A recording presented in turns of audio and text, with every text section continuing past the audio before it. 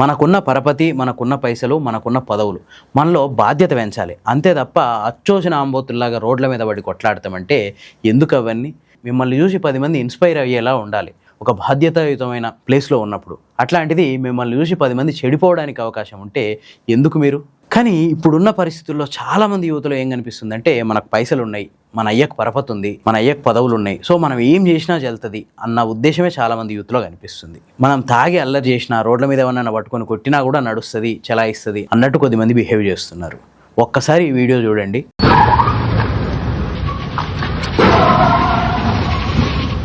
విజయవాడలో బాగా బలిసిన బడాబాబుల కొడుకులు ఇల్లు. తార్ కార్లతో రోడ్ల మీద ఒక కార్ను ఒకటి గుద్దుకుంటూ, ఒకరి అద్దాలు ఒకరు వలగొట్టుకుంటూ, ఒకరి కార్ లైట్లు ఇంకొకరు వలగొట్టుకుంటూ హాకీ స్టిక్స్తో వీరంగం సృష్టిస్తారు. వీళ్ళలో ఒకరి పేరు లింగమనేని రోహిత్, ఇంకొకరు బొల్లా ఓం. వీళ్ళిద్దరూ ఆల్మోస్ట్ సేమ్ ఏజ్లో ఉన్నారు. అట్లాగే విజయవాడలో 2 గ్రూపులకు నాయకత్వం వహించే వాళ్ళ పిల్లలు వీళ్ళిద్దరు. ఒక అమ్మాయి విషయంలో వీళ్ళిద్దరి మధ్య గొడవ వచ్చింది.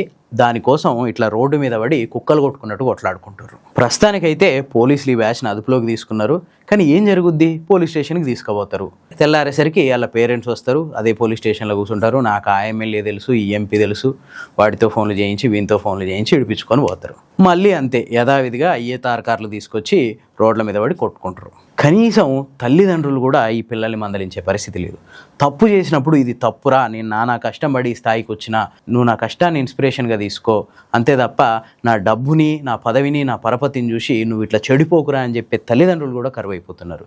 ఏం దుస్థితి వచ్చింది సమాజానికి.